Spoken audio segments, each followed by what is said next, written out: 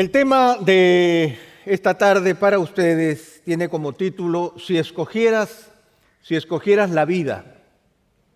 Y tiene que ver con las últimas palabras de Moisés antes de despedirse del pueblo en el libro de Deuteronomio. Siempre las últimas palabras son muy importantes, ¿verdad? Siempre cuando nosotros leemos y escuchamos lo último que tiene que decir una persona, siempre esas últimas palabras están cargadas de mucho significado. Y cuando hablamos de escoger la vida, déjenme decirles que esta reflexión empezó no como un sermón, no tenía la intención de que sea un sermón, sino que vino producto de una lectura que tuve hace un par de meses atrás. Estaba leyendo a un rabino judío y él decía que la cultura hebrea, a diferencia de otras culturas antiguas, no tenía grandes monumentos mortuorios, no tenía grandes monumentos que celebraban la muerte, como sí son evidentes, por ejemplo, en la cultura egipcia. ¿Qué son las pirámides? Sino grandes lugares de sepultura. Y en muchas de las culturas antiguas nosotros podemos conocerlas no por sus vidas, sino por la forma en que ellos pensaban la muerte. Y es interesante, y quiero simplemente dar un pequeño ejemplo. Todos nosotros hemos oído hablar de Tutankamón, del famoso faraón egipcio, pero poco sabemos nosotros de su vida. En realidad lo que sabemos de él lo conocemos por su muerte, porque fue un faraón que murió muy joven. Pero quizás la cosa que más conocemos de Tutankamón fue la máscara mortuoria con la que él fue enterrado. Una máscara mortuoria preciosa que ahora es conocido por todos. Sin embargo, yo quiero dejar con ustedes un pequeño detalle. Esa máscara en su tiempo no fue conocida por todos, porque fue una máscara preparada para depositarla en un cadáver, en una sepultura que iba a ser sellada para siempre. Nadie más la iba a ver. Una celebración simplemente de la muerte de alguien que se estaba preparando para la otra vida, pero del que poco conocemos acerca de su vida real cuando estuvo aquí en medio nuestro. Por el contrario, como decía este rabino, en las Escrituras no encontramos que se resalte la muerte o la sepultura de ninguno de sus personajes. Tenemos la cueva de Macpela, que fue la cueva que compró a Abraham para poder enterrar a su esposa Sara y donde se enterraron luego al resto de los patriarcas. Pero de este lugar solo se habla en el libro del Génesis. No se habla en ningún otro lugar. No se convierte en un lugar de peregrinaje, ni tampoco en un lugar especial. Es muy interesante también que, por ejemplo, no encontramos en la Escritura un sepulcro inmenso dedicado, por ejemplo, al rey David o al rey Salomón. Imagínense, con toda su riqueza, haber creado un gran y majestuoso panteón, ¿no?, para poder enterrarlo. Por el contrario, cuando nosotros escuchamos del mismo David su opinión con respecto a la misma muerte, en el Salmo 30, en los versos 8 y 9, él dice: a ti, oh Señor, clamé, y al Señor dirigí mis súplicas. Y él dice: ¿qué provecho hay en mi muerte si desciendo al sepulcro? ¿Acaso te alabará el polvo o anunciará tu verdad? Lo cierto es que en la Escritura, si nosotros revisamos la Escritura y revisamos los mandamientos de Dios, en realidad la mayoría o el inmenso gran porcentaje de lo que Dios nos dice es para que vivamos bien. ¿Cuándo? En esta vida, ahora. Que nosotros nos gocemos con la presencia de un Dios que está vivo. Y eso es justamente lo que nosotros encontramos en el Nuevo Testamento. En el Nuevo Testamento se manifiesta esta misma realidad. Jesucristo vino para vencer ¿qué? Vino para vencer la muerte y proveernos vida en abundancia. O sea, lo que el Señor viene a darnos es vida en abundancia. Jesús no permaneció en la tumba, sino que Él resucita de entre los muertos para que los que estábamos realmente muertos en nuestros delitos y pecados recibiéramos vida eterna. Famosas son las palabras de Jesús en Juan 10:10, ¿no? El ladrón viene para hurtar, matar y destruir, y yo he venido para que tengan vida y vida en abundancia. Y déjenme decirles simplemente porque este es el enfoque que yo quiero dejar con ustedes. La palabra en abundancia que aparece en el Nuevo Testamento no es una palabra fácil, es una palabra compleja. Cuando Jesús usa esta palabra, la está usando de tal manera que lo que Él quiere darnos a entender, no solamente que Él quiere darnos una vida mejor, sino que Él quiere darme una vida exuberante, una vida sin medida en cantidad y en calidad. Esa es la idea de la vida abundante que Él nos viene a ofrecer. Yo he venido para que tengan. Esta idea de que el Señor nos ofrece esta vida para que nosotros lo tengamos es una realidad. Por eso es que pensamos que cuando la religión se aleja de la revelación divina, tiende a enfocarse en la muerte o supuestamente en la esperanza de la vida futura, que todos la tenemos, porque nosotros empezamos a vivir la vida eterna desde hoy. Y la vida en abundancia no empieza mañana, sino que empieza desde hoy. Por lo tanto, este rabino tenía razón. La revelación bíblica tiene un llamado a vivir que está enraizado en la promesa de la redención de Dios. Está enraizado en aquello que Dios vino a prometernos. Jesucristo vino a liberarnos de la esclavitud de la muerte. Jesucristo vino a levantarnos de la tumba en la que nosotros nos encontrábamos para darnos vida y vida en abundancia. Y eso es lo que Moisés describe en su discurso final, su discurso de partida. Cuando él está dejando el liderazgo del pueblo de Israel, luego de estar batallando con ellos durante 40 años en el desierto, el Señor le da la orden de hasta aquí nomás, Moisés, ha llegado el momento de partir. Y estas son las palabras que aparecen en el capítulo 29 y en el capítulo 30 del libro de Deuteronomio. Y yo quisiera que para empezar, vamos a empezar por el final. Vamos a ir a sus últimas palabras, Deuteronomio capítulo 30, los versículos 19 y 20. Imaginémonos, no habrán más palabras de exhortación de Moisés. Estas son las últimas que él les deja a su pueblo. Y dice así: al cielo y a la tierra pongo hoy como testigos contra ustedes de que he puesto ante ti la vida y la muerte, la bendición y la maldición.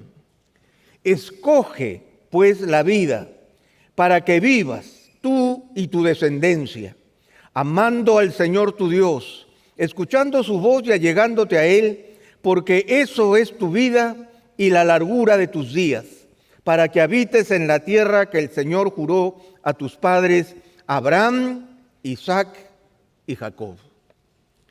Es evidente el énfasis que Moisés está poniendo con respecto a la vida. Si tuvieran sus Biblias y tuvieran un lapicero, podrían estar subrayando todas las veces que aparece la palabra vida y sus componentes allí. Dice, ahí está, una vez, 2 veces, 3 veces, 4 veces, 5 veces. Él habla de manera enfática de la necesidad de que nosotros vivamos. Y quizás la frase mayor de este discurso viene con estas palabras: escoge pues la vida para que vivas.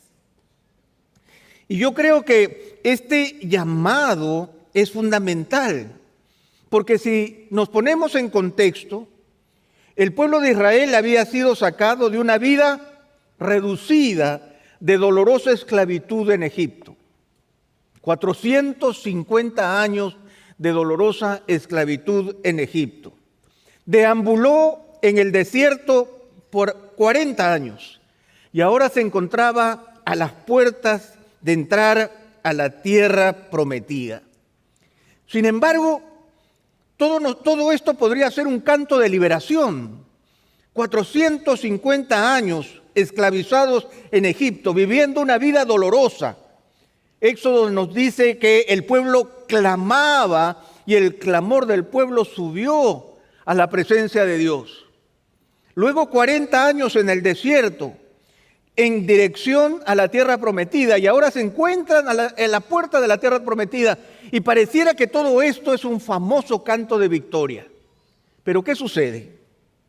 La realidad es que el pueblo de Israel tenía una marca de fábrica. ¿Cuál era la marca de fábrica del pueblo de Israel? A la cuenta de 3. 1, 2 y...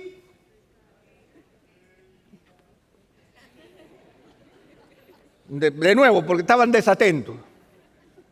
¿Cuál era la marca de fábrica del pueblo de Israel? Sus quejas. ¿Cuál era la marca de fábrica del pueblo de Israel? Eran sus quejas. Ellos no estaban conformes. Siempre les faltaba algo. Extrañaban la vida de Egipto. Querían carne, querían cebollas, querían agua, querían un largo etcétera. Una vida de permanente inconformidad. No debemos olvidar también que este discurso surge, y el primer capítulo de Deuteronomio nos habla de la visita de los 10 espías. Ustedes recuerdan a los 10 espías que van a recorrer la tierra prometida. ¿Y con qué noticias llegan? Allá no vamos. La vida allá no va a ser tan buena. Y lo que encontramos, por ejemplo, en el mismo Deuteronomio, y Moisés lo dice, Deuteronomio capítulo 1, los versos 26 al 28, dice: sin embargo, ustedes no quisieron subir y se rebelaron contra el mandato del Señor su Dios. Murmuraron en sus tiendas y dijeron: porque el Señor nos aborrece, nos ha sacado de la tierra de Egipto para entregarnos en manos de los amorreos y destruirnos. ¿A dónde subiremos? Nuestros hermanos nos han atemorizado diciendo: el pueblo es más grande y más alto que nosotros. Las ciudades son grandes y fortificadas hasta el cielo. Y además vimos allí a los hijos de Anac. Dice que ellos murmuraban en sus tiendas, ahí entre nosotros, cada uno en su barrio, ¿no? Acá. Cada uno en su barrio. Dice que murmuran.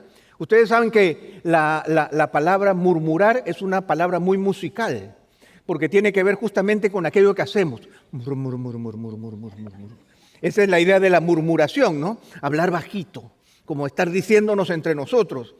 Y es evidente entonces que el pueblo de Israel no estaba contemplando la vida como la estaba viendo el Señor, porque el Señor no los estaba llevando a una tierra para destruirlos, ni para acabar con ellos, porque Dios los aborrecía, sino que Dios los estaba llevando a la tierra prometida, una tierra que fluye.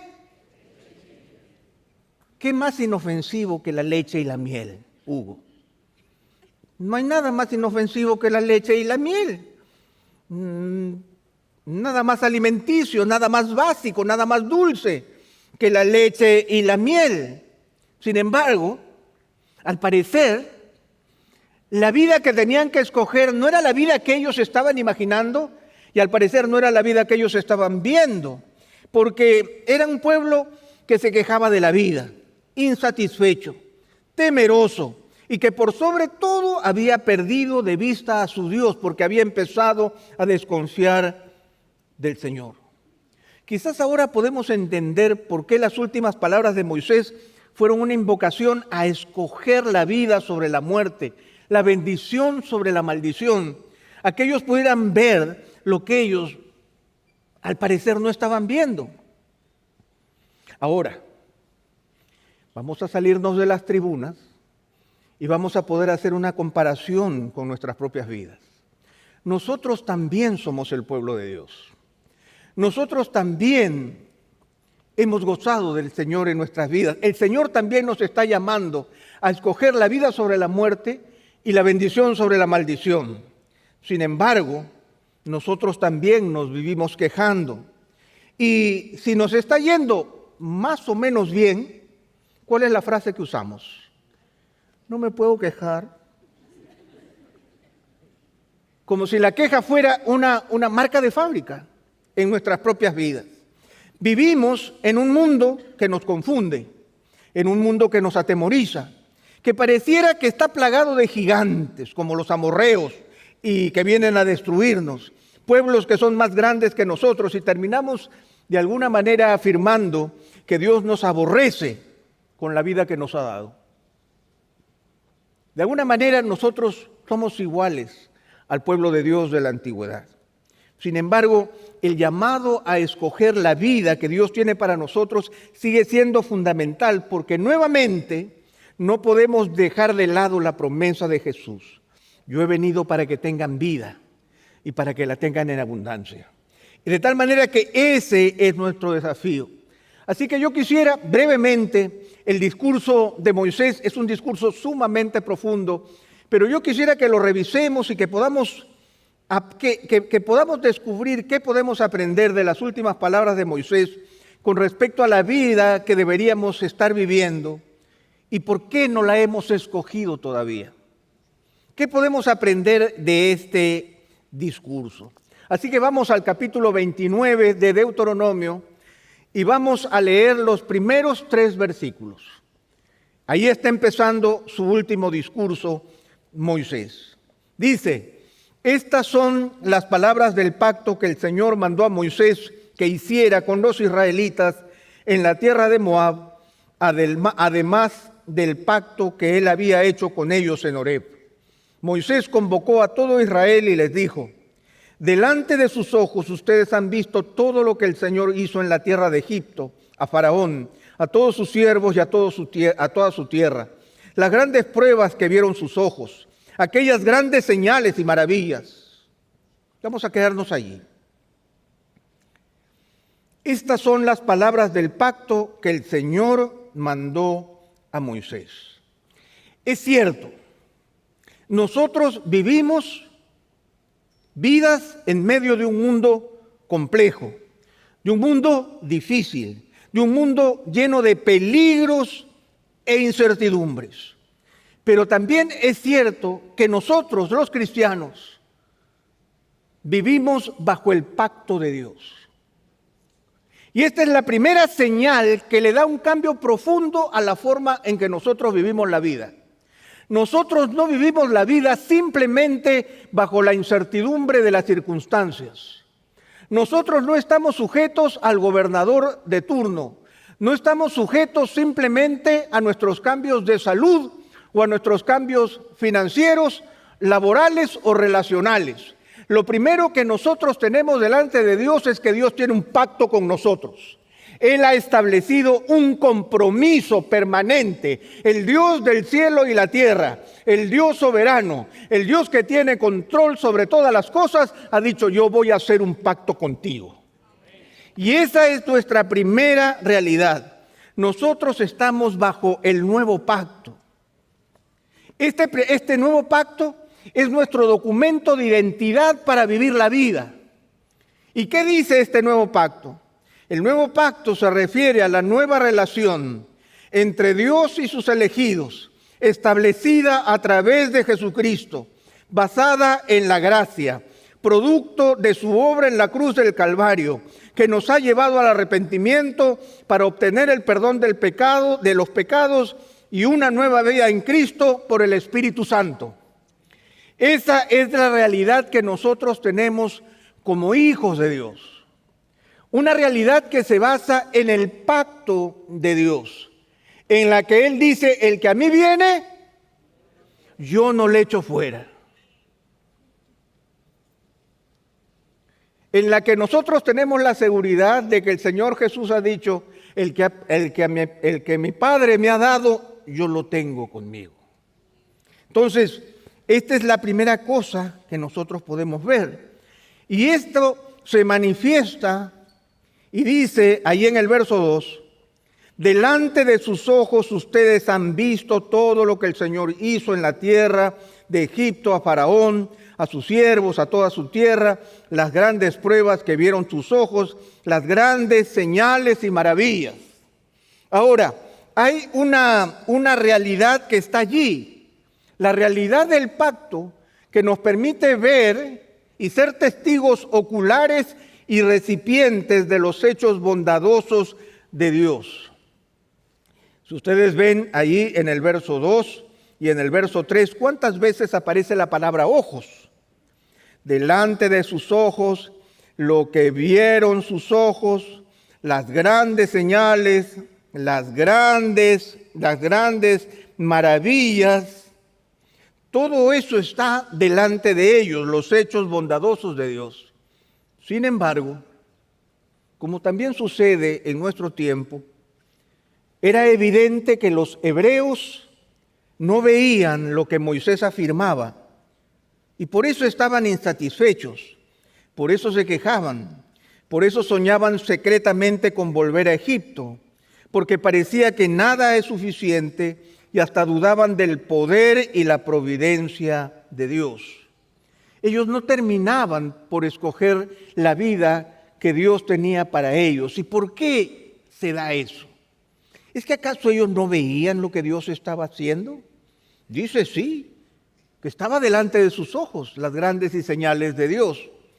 El secreto está en el verso 4 del capítulo 29. Dice, pero hasta el día de hoy, el Señor no les ha dado corazón para entender, ni ojos para ver, ni oídos para oír. ¡Wow!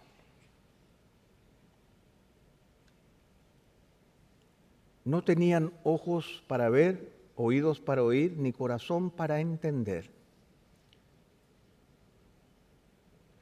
¿En qué sentido está hablando Moisés? Está hablando Moisés en un sentido que es fundamental para nuestras vidas. Está hablando de un sentido que escapa a la realidad presente y tiene que ver con un sentido espiritual. Que yo pueda ver las cosas como Dios las ve, que yo pueda percibir mi realidad desde la perspectiva de Dios, que yo pueda comprender, como dice el apóstol Pablo, que mi vida está escondida con Cristo en Dios. De tal manera que cuando les dice a ellos, pero hasta el día de hoy el Señor no les ha dado corazón para entender, ni ojos para ver, ni oídos para oír, habla de una realidad que va más allá de sus sentidos.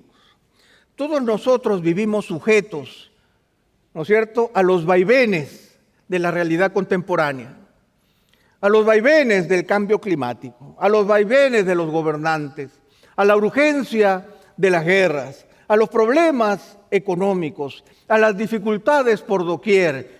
¿Podré voltear en esa esquina a la izquierda o no? Es un problema. Es un problema. ¿Cuánto tengo que cruzar para poder dar la vuelta y entrar a esta calle que yo entraba siempre ahí?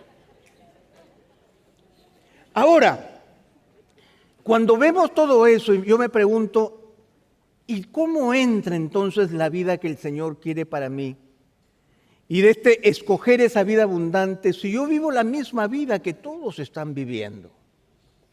Y aquí es donde muchas veces nosotros perdemos de vista un aspecto importantísimo de la realidad de Dios. Miren, a partir del verso 5, Moisés empieza a explicarle a Israel lo que Israel no ha visto. Yo los he conducido durante 40 años en el desierto. No se han gastado los vestidos sobre ustedes y no se han gastado las sandalias en su pie. No han comido pan, ni han bebido vino ni sidra, para que sepan que yo soy el Señor su Dios. Cuando ustedes llegaron a este lugar, Sehón, rey de Hesbón, y Og, rey de Basán, salieron a nuestro encuentro para pelear, pero los derrotamos. Ellos eran incapaces de ver y eran tan ciegos a la provisión, al cuidado, y a la soberanía de Dios sobre sus vidas. Y muchas veces nos pasa eso también a nosotros. Nuestra queja, nuestra insatisfacción, es la satisfacción general del mundo. Pero nosotros no somos del mundo. Nosotros no somos gobernados por las reglas del mundo. Nosotros hemos sido trasladados del reino de las tinieblas al reino de su amado Hijo Jesucristo. Nosotros hemos sido comprados por precio, el precio de la preciosa sangre de nuestro Señor Jesucristo. Nosotros hemos pasado de muerte a vida. La Escritura dice que el que esté en Cristo nueva criatura es, las cosas viejas pasan, todas son hechas nuevas. De allí que cuando Moisés menciona estas cosas que hacen que no tengamos ojos para ver, ni oído para oír, ni corazón para entender, me hacen recordar las palabras de Pablo. Pablo en 1 Corintios, el capítulo 2, él menciona justamente esta trilogía de ojos, oídos y corazón, y lo refiere de una manera distinta. Y él dice de una manera muy clara, sino como está escrito, cosas que ojo no vio, ni oído yo, ni han entrado al corazón del hombre, son las que Dios ha preparado para los que le aman. Pero Dios nos las reveló por medio del Espíritu, porque el Espíritu todo lo escudriña, aún las profundidades de Dios. Y él continúa, y nosotros hemos recibido no el espíritu del mundo, sino el Espíritu que viene de Dios, para que conozcamos lo que Dios nos ha dado. ¿Cómo nos lo ha dado? Gratuitamente. De tal manera que nosotros tenemos que tener sentidos espirituales para poder vivir la vida en la medida que Dios espera que la vivamos.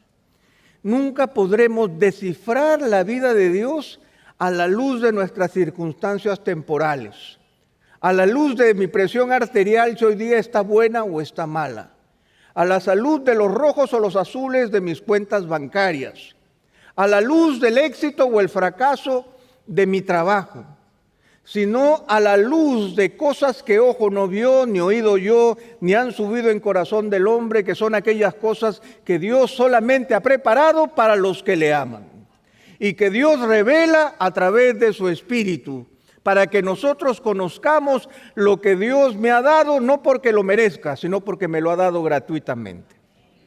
De tal manera que eso produce alabanza a Dios. Eso es en primer lugar.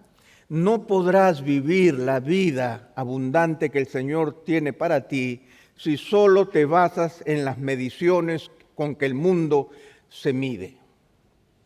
Tienes que alzarte por sobre la medición del mundo, sobre el cálculo del mundo, sobre las finanzas del mundo y empezar a ver la vida conforme a la vida que el Señor ve y conforme a las bondades que el Señor manifiesta. Eso le dijo Dios al pueblo de Israel. Mira, oye, recuerda, tus sandalias no se han gastado, tus vestidos no se han gastado.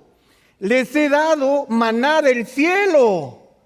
Mira y valóralo, pero con ojos espirituales. Míralo y valóralo como alguien que ama al Señor y reconoce que Dios tiene para ti cosas que ojo no vio, ni oído yo, ni han subido en corazón del hombre, que no dependen ni de las matemáticas y que no dependen de las políticas del mundo, sino que dependen del corazón de Dios.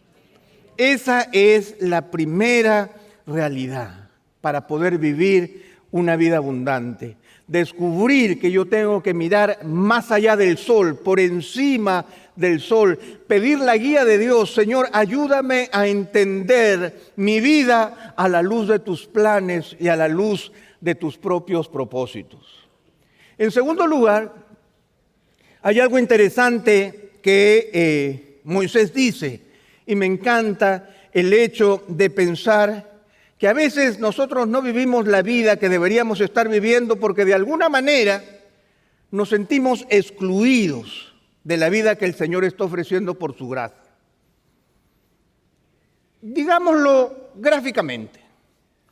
Ustedes saben que acá hay 1, 2, 3 y 4 estaciones aquí en el templo, ¿verdad? Y están los que están allá al fondo, allá, el último, a ver, levante la mano allá, al fondo, al fondo. Eso, allá, los que están allá. Que son como los que están en la tribuna observando lo que pasa aquí abajo. Muchas veces nosotros nos sentimos como en la tribuna del plan de Dios, como si todo sucediera aquí en el altar, todo pasara aquí y nosotros somos observadores pasivos de aquello que Dios está haciendo. De tal manera que decimos, qué linda la vida del pastor Pepe, ¿no? Qué bonito que canta Odris. Qué bonitos los reflectores que nos hacen parecer más bonitos. Pero si nosotros leemos a Moisés en el versículo 10, él dice, hoy están todos ustedes en presencia del Señor su Dios. ¿Cuántos? Todos. Sus jefes, sus tribus, sus ancianos, sus oficiales, todos los hombres de Israel, sus pequeños, sus mujeres y el extranjero que está dentro de tus campamentos, desde tu leñador hasta el que saca tu agua, para que entres en el pacto con el Señor tu Dios y en su juramento que el Señor tu Dios hace hoy contigo. No hay acepción de personas. Nadie se queda afuera, ni el de allá. Tampoco, él también está incluido. Todos estamos incluidos. Y me encanta que Moisés se tome el trabajo de señalar hasta la última posición social en el Israel del desierto. ¿Cuáles son? ¿Cuáles eran esas funciones que eran lo último en el Israel del desierto? Dice, los extranjeros dentro de tus campamentos, desde tu leñador hasta el que saca tu agua. Nadie queda afuera de la presencia de Dios y de la vida que el Señor ofrece.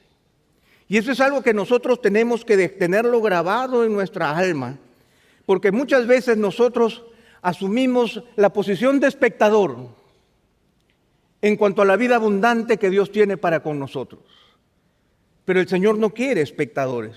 El Señor quiere que todos estemos, porque como dice ahí, a fin de establecerte hoy como su pueblo y que Él sea tu Dios, tal como te lo ha dicho y como lo juró a tus padres, Abraham, Isaac y Jacob. Esto es promesa de Dios, que no depende de nosotros, no depende de la posición que yo ocupe, porque nadie podrá pararse delante de Dios en sus propios méritos. Depende exclusivamente del Señor, porque Él promete a fin de establecerte hoy como su pueblo y que Él sea tu Dios, tal como se lo ha dicho y como lo juró a tus padres, Abraham, Isaac y Jacob. Forma parte del pacto de nuestro buen Dios. Que nosotros podamos vivir la vida abundante que Él tiene para con nosotros.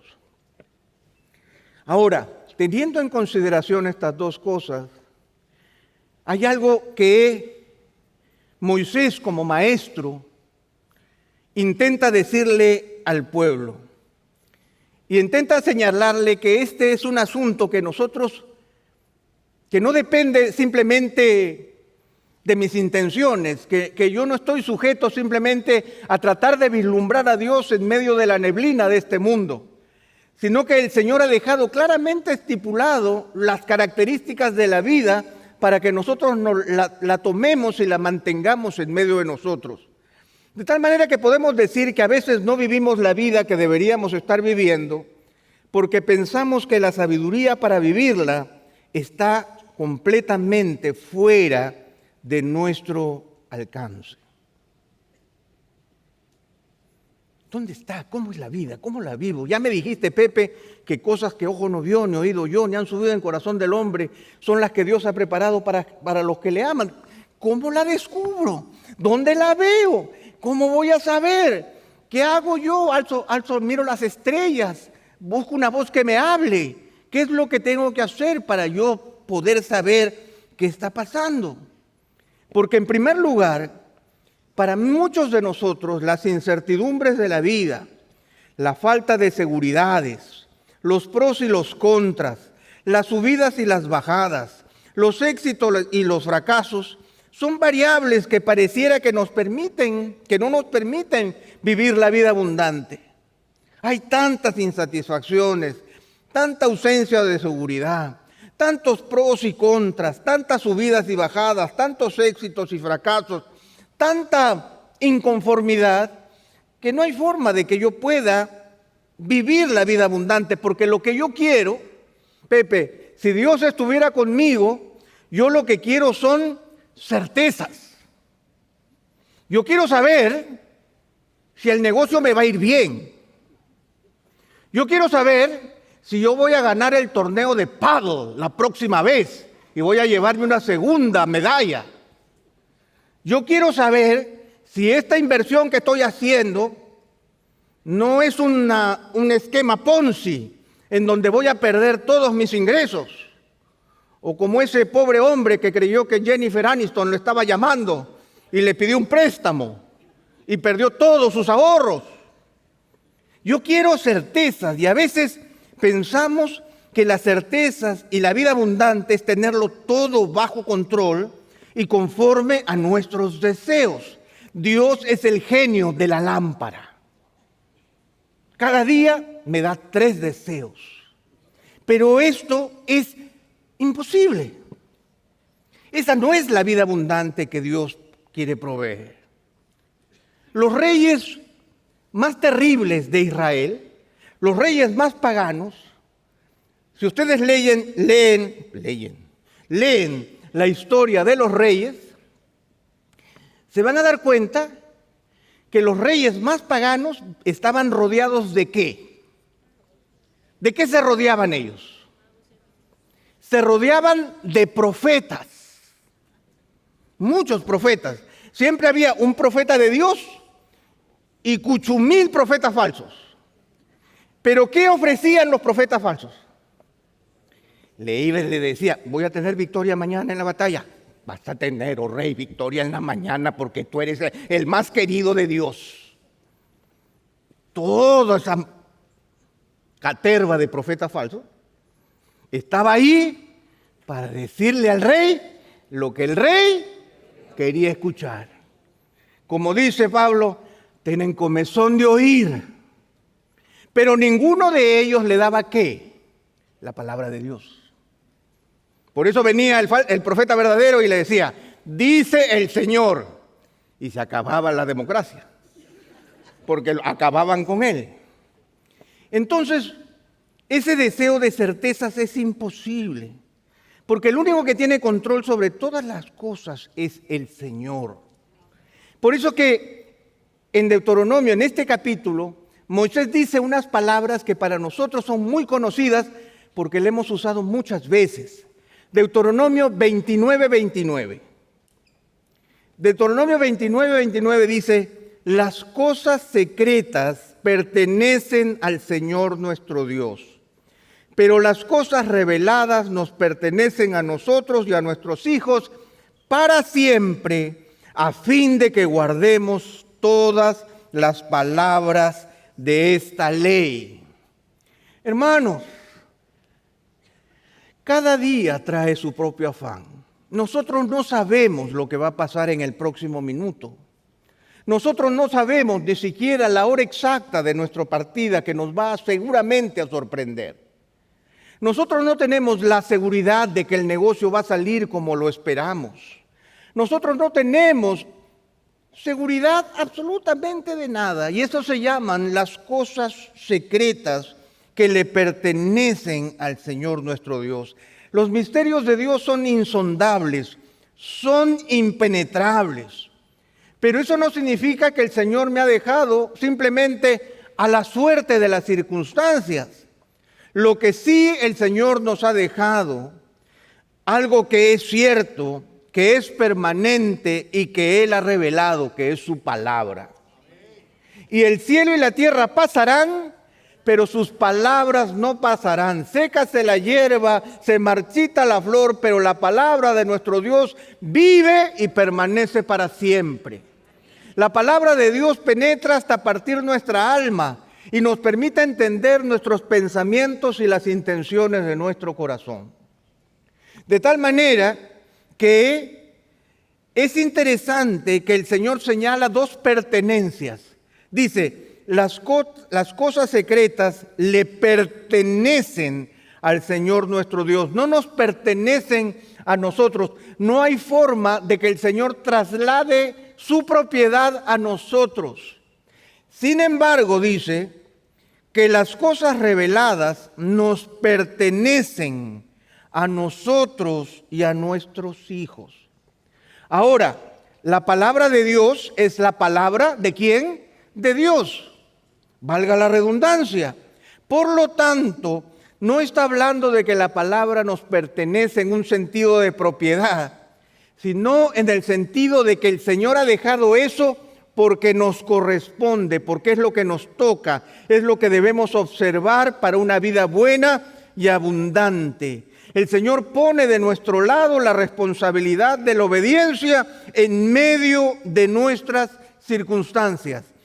Las cosas secretas le pertenecen al Señor nuestro Dios, pero las cosas reveladas nos pertenecen a nosotros y a nuestros hijos para siempre, a fin de que guardemos todas las palabras de esta ley. Especular sobre el futuro es un secreto que le pertenece a Dios y no podremos asegurarlo. No está dentro de las prerrogativas humanas. Dentro de nuestras prerrogativas está obedecer el mandato eterno y perfecto de nuestro Dios. ¿Quieres vivir una vida buena? Obedece la palabra. ¿Quieres vivir una vida abundante? Escucha la voz de Dios, que es palabra fiel y permanente. Como decía el rey David, ¿con qué limpiará el joven su camino? Con guardar tu palabra en mi corazón, he escondido tus dichos para no pecar contra ti. Moisés insiste en esta realidad. Y vamos terminando en nuestra reflexión. Insiste en esta realidad porque es la realidad la que nos corresponde. La realidad de la vida buena tiene que ver con nosotros y la palabra de Dios. Y lo que el Señor quiere decirnos es que, aunque tenemos claro que nos toca conocer la revelación de Dios y seguirla, igual podríamos justificarnos porque sentimos como si la palabra de Dios, como dijimos hace un momento, estuviera fuera de nuestro alcance. Y Moisés busca responder esto con estas palabras en Deuteronomio 30 a partir del verso 11. Este mandamiento que yo te ordeno hoy no es muy difícil para ti, ni está fuera de tu alcance. No está en el cielo para que digas, ¿quién subirá por nosotros al cielo para traérnoslo y hacérnoslos oír a fin de que lo guardemos? Ni está más allá del mar para que digas, ¿quién cruzará el mar por nosotros para traérnoslo y para hacérnoslo oír a fin de que lo guardemos? Pues la palabra está muy cerca de ti, en tu boca y en tu corazón, para que la cumplas. La palabra de Dios no es inaccesible, no está en lugares inhóspitos para el ser humano, como el cielo y el otro lado del mar, que eran lugares absolutamente imposibles de alcanzar para los hebreos. Nuevamente, la palabra de Dios no está dentro de la categoría de los lugares misteriosos que solo le corresponden a Dios, por lo que no hay manera de que se les puede evadir, que se puede evadir la responsabilidad que tenemos del conocimiento y la obediencia. Cuando Moisés dice, muy cerca de ti está la palabra, en tu boca y en tu corazón para que la cumplas o para que la guardes, lo hace de una manera muy interesante porque hace la contraposición entre que esté en el cielo y que nosotros necesitemos de alguien para que la traiga, o que esté al otro lado del mar, como para que haya alguien que atraviese el mar embravecido y me traiga la palabra de Dios para que yo la pueda guardar.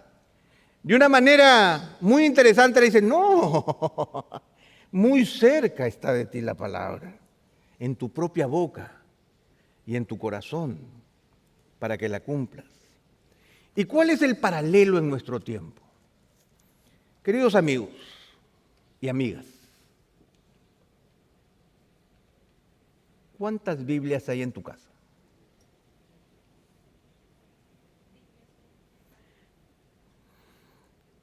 ¿Tienes la aplicación Bible en tu celular? ¿Estás viendo Chosen? También.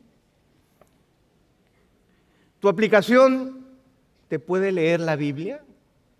Sí, te la lee. No, tú manejas y la aplicación te la lee en el CarPlay. Ta, ta, ta, ta. ¿Cuántos libros de Biblia relacionados con reflexiones y devocionales tienes en tu casa?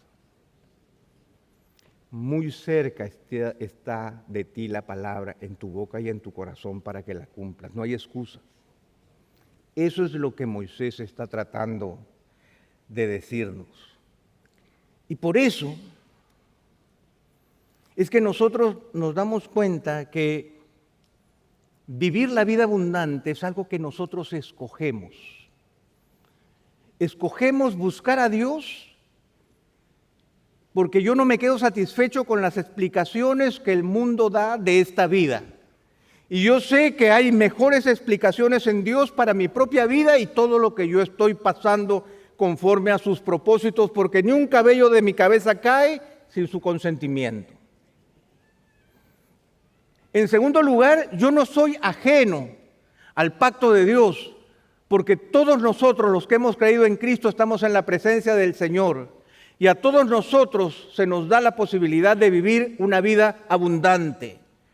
El Señor no la tiene restringida. A ver, ¿cuánto de vida abundante le voy a dar a uno y cuánto de vida abundante le voy a dar al otro? La vida abundante es para todos. El Señor es el dueño del oro y la plata. El Señor es el dueño del universo. El Señor es un Dios dadivoso. El Señor quiere darnos la vida abundante. No hay escapatoria para la vida abundante que viene de Dios, porque Dios ha hecho un pacto con nosotros, un compromiso de guardarnos hasta el día del Señor. Pero el Señor plantea sobre nosotros una responsabilidad.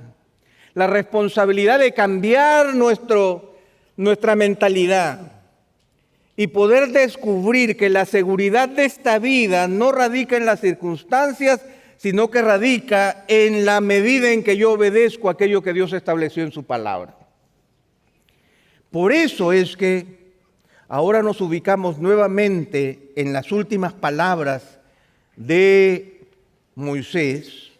Volvemos a las últimas palabras en donde en el capítulo 30, los versos 19 y 20 dice: al cielo y a la tierra pongo hoy como testigos contra ustedes de que he puesto ante ti la vida y la muerte, la bendición y la maldición. Escoge pues la vida para que vivas tú y tu descendencia. Y ahora Moisés, de una manera muy sabia, establece que la vida abundante tiene 3 variables. Y ninguna de esas 3 variables está relacionada con mi salud, con mi economía, con mis relaciones, con el presidente de turno, con la calidad de mis inversiones o lo bueno y malo o malo que sea mi vecino. Toda la vida abundante se relaciona con él, porque dice: escoge pues la vida para que vivas tú y tu descendencia, amando al Señor tu Dios, escuchando su voz y allegándote a Él. ¿Por qué? Porque eso es tu vida y la largura de tus días, para que habites en la tierra que el Señor juró dar a tus padres, Abraham, Isaac y Jacob. De tal manera que estas 3 variables para una vida abundante son amar a Dios, que es el principal y más grande mandamiento, una relación de afecto y dependencia ante nuestro Creador y Señor. De allí depende toda la ley y los profetas. Sin embargo, hermanos, el amar a Dios como mandato es el primero que me devuelve a Él, porque yo quiero amar a Dios con toda mi alma, con toda mi mente y con todas mis fuerzas, pero ese mandamiento solo me demuestra que lo necesito por completo a Él, aún para poder cumplirlo. Yo no amo a Dios de esa manera. Por eso lo necesito a Él. Señor, te necesito para amarte como tú me pides que te ame. Porque yo no puedo llegar delante de ti amándote y decir, Señor, aquí estoy contigo porque he cumplido el mandamiento. Yo no lo puedo cumplir sin ti. Yo necesito que tú me ayudes a amarte. Porque yo no puedo amarte como tú me lo pides. Yo necesito de su gracia y poder, porque nunca podré amarlo como Él me demanda. Pero la vida es amar a Dios. Y la vida es escuchar su voz.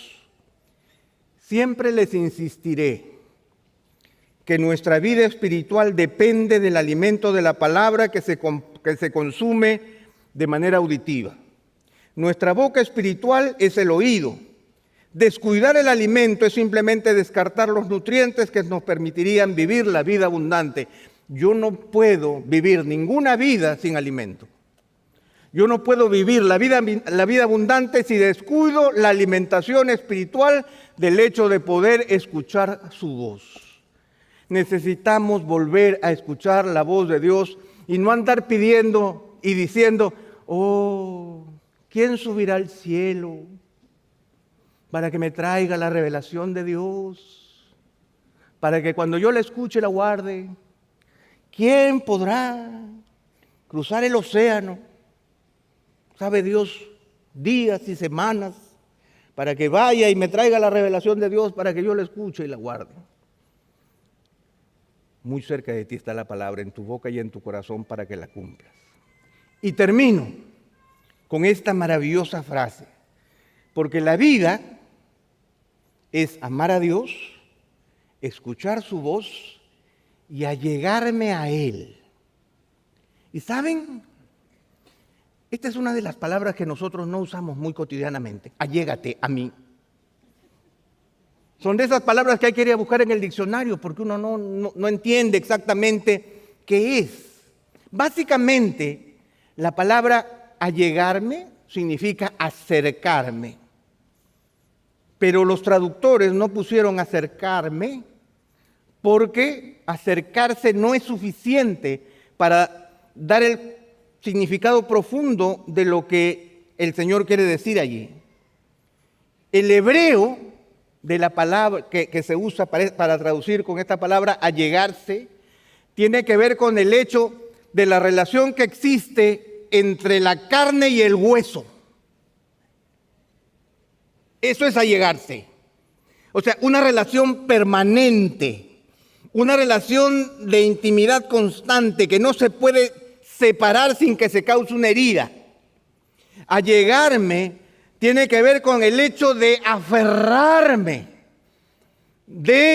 El Señor está yendo por allá y yo me le cuelgo por la espalda y a mí no me suelta nadie de Él. Allegarme tiene que ver con colgarme al cuello. Esa es la idea. Yo me cuelgo al cuello del Señor con todas las fuerzas que yo tenga, porque mi vida depende de estar conectado con Él. Yo me aferro a Él de tal manera, porque las circunstancias son tan cambiantes, hay tanto dolor y hay tanto quebranto que nunca podré pasar por la vida si no permanezco abrazado a Él. Esa es la vida, ese es el sentido de la vida. Esta palabra es tan fuerte que tiene que ver con pegamento. Es adherirme como pegamento a Él. Es básicamente un acto de supervivencia. Jesucristo lo dijo de una manera muy sencilla.